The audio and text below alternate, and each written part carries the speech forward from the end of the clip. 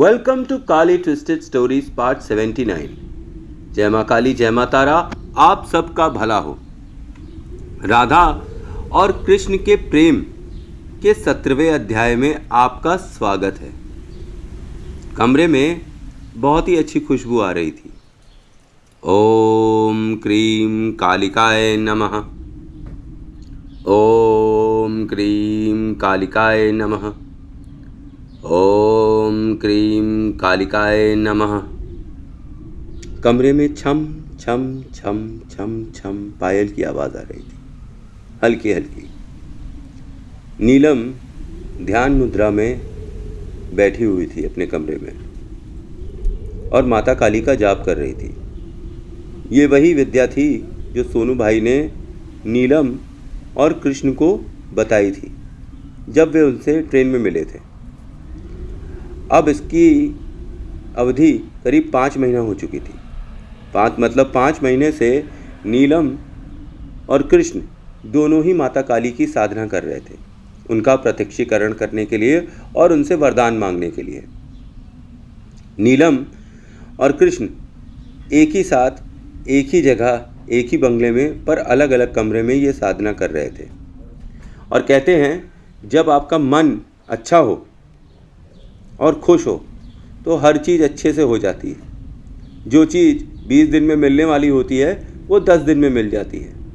हालांकि सोनू भाई ने बोला था कि 9 महीने में ये साधना पूरी होगी, पर प्रत्यक्षीकरण आपको कभी भी हो सकते हैं। ये तो आपकी भावना और मन की स्थिति पर डिपेंड करता है।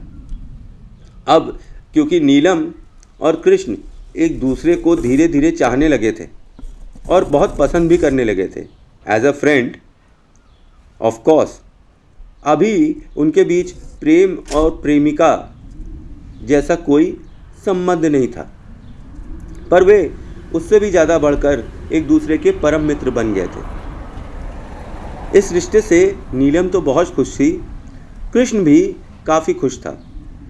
इधर राधा के पैर का प्लास्टर भी खुल गया था और लाख पूछने पर कृष्ण ने राधा को न रुक्मणी के बारे में और न मनोहर के बारे में कायदे से कुछ भी बताया था। बस इतना बताया था कि मनोहर तुम्हारे पति का नाम है और मैं जल्दी ही उनसे तुम्हारी भेंट करवा दूंगा, तुम चिंता मत करो।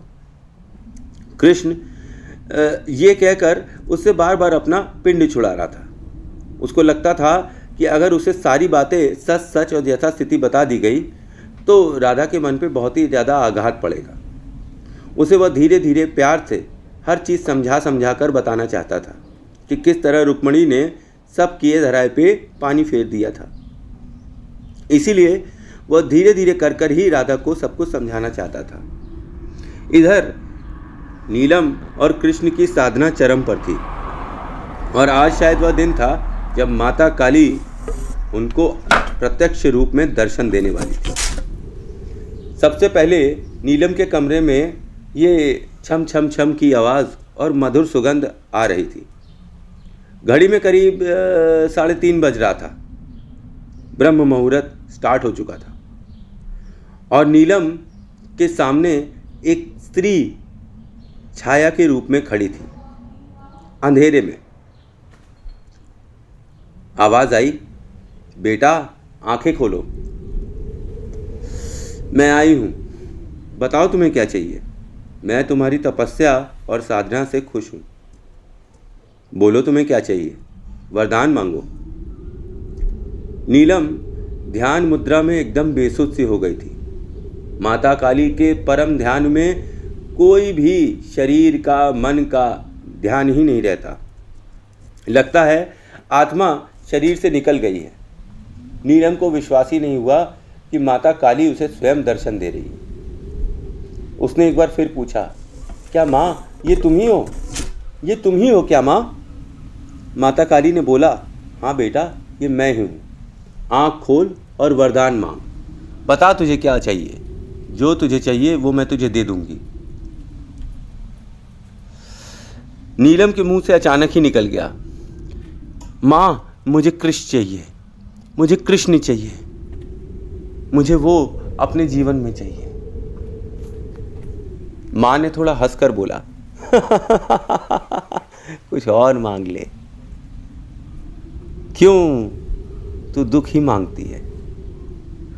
कृष्ण तुझे अच्छा लगता है? नीलम बोली, हाँ, मुझे कृष्ण बहुत अच्छा लगता है और मैं इतना बचा कुचा जीवन उसी के साथ निभाना चाहती हूँ। उसके अंदर का इंसान मुझे बहुत अच्छा लगता है। अब उस इंसान से मैं प्रेम करने लगी हूँ माँ। मुझे कृष्ण ही चाहिए। अगर तुझे कृष्ण ही चाहिए तो तथास्तु, मिलेगा तुझे कृष्ण, चाहे जैसे भी मिल जाए, मिल जाएगा तुझे कृष्ण। चाहे कितने भी दिन के लिए मिले, मिलेगा तुझे कृष्ण। तथास्तु, ऐसा ही होगा। आने वाले समय में तुझे कृष्ण जरूर मिल जाएगा। इधर दूसरे कमरे में कृष्ण भी अपनी चरम साधना में लगा हुआ था। ओम क्रीम कालिकाय नमः, ओम क्रीम कालिकाय नमः, ओम क्रीम कालिकाय नमः, ओम क्रीम कालिकाय नमः, ओम क्रीम कालिकाय नमः।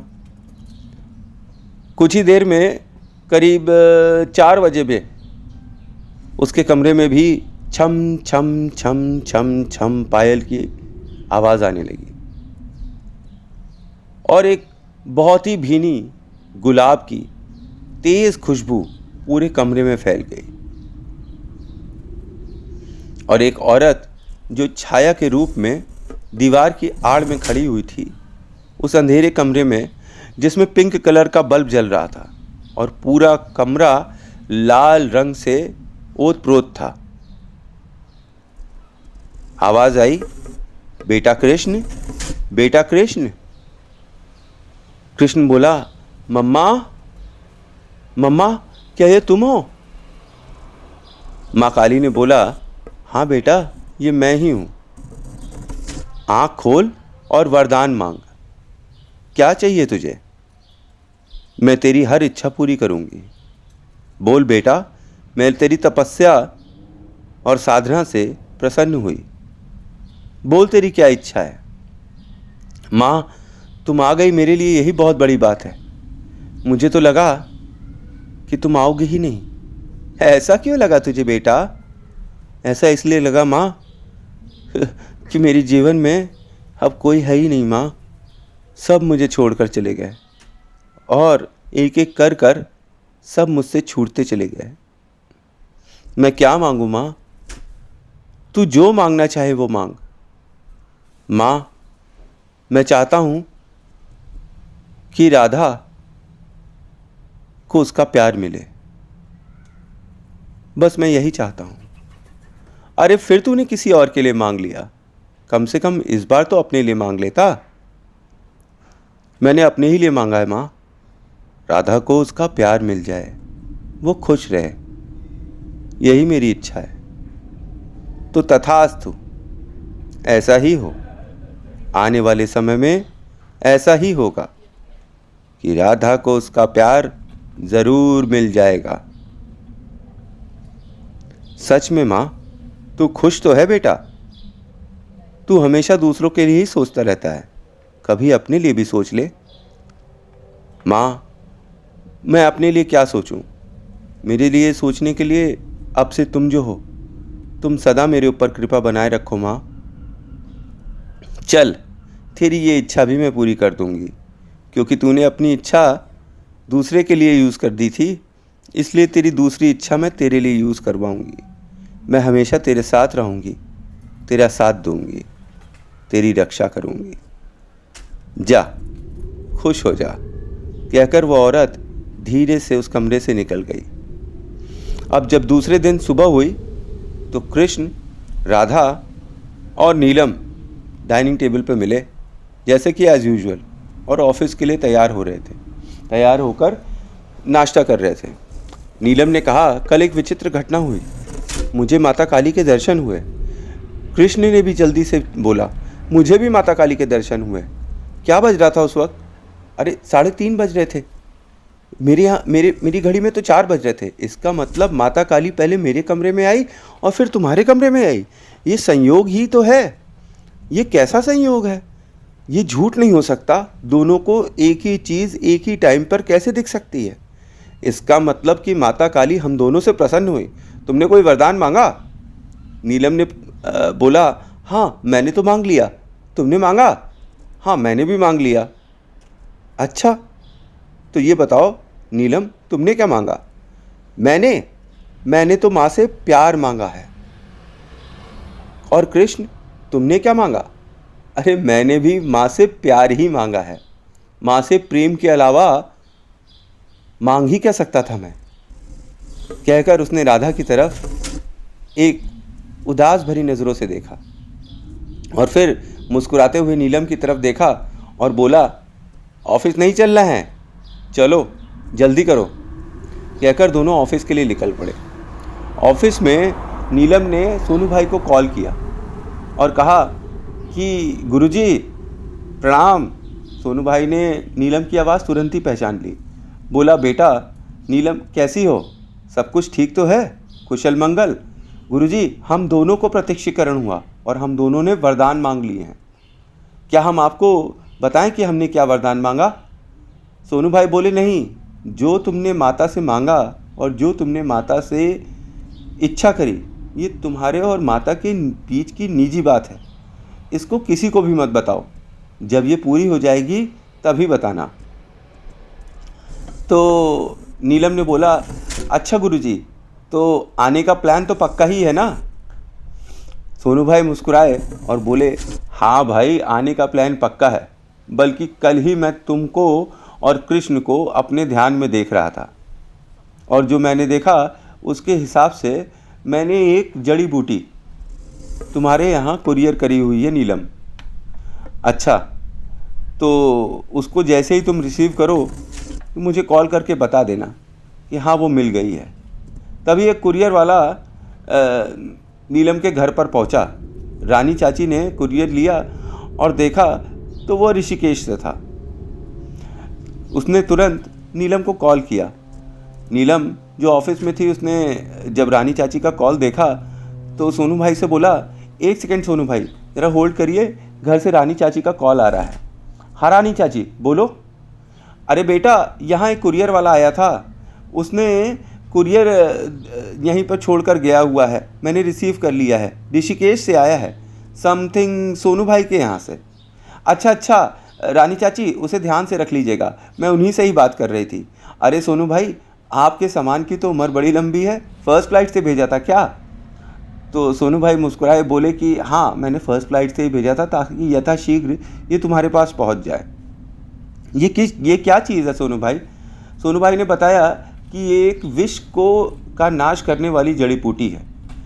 दुनिया में जितने भी विष होंगे उसमें से 70% विष का ये जड़ी बूटी काट करती है और ये दिव्य दुर्लभ हिमालय पर्वतों में पाई जाती है और ऋषिकेश के जंगलों में भी। जो इस जड़ी बूटी के बारे में जानते हैं बस वही कुछ एक लोग ही जानते हैं और सोनू भाई को ये जानकारी एक दिव्य ऋषि ने ऋषिकेश के जंगलों में दी थी। ये विषनाशक जड़ी बूटी सोनू भाई को उन्हीं ऋषिमुनि द्वारा दी गई थी। ये वही विष बूटी थी जिसको नीलम को उन्होंने कुरियर करी हुई थी। सोनू भाई ने बोला, ये विष बूटी अपने मंदिर में स्थापित कर लेना, ये तुम्हारे काम आएगी। मतलब मैं नहीं समझी, विष बूटी काम आएगी? कैसे काम आएगी?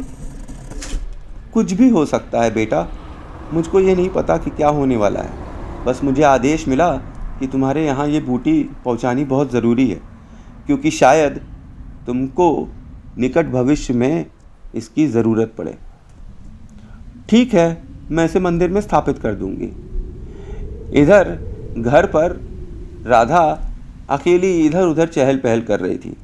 उसको समझ में नहीं आ रहा था कि कृष्ण मनोहर के बारे में क्या कुछ छुपा रहा था और न रुक्मणी के बारे में कुछ बता रहा था। कौतूहलवश वो कृष्ण के कमरे में गई और एक छोटी डायरी जो वहीं मेज़ पे पड़ी हुई थी उसके पन्ने पलटने लगी।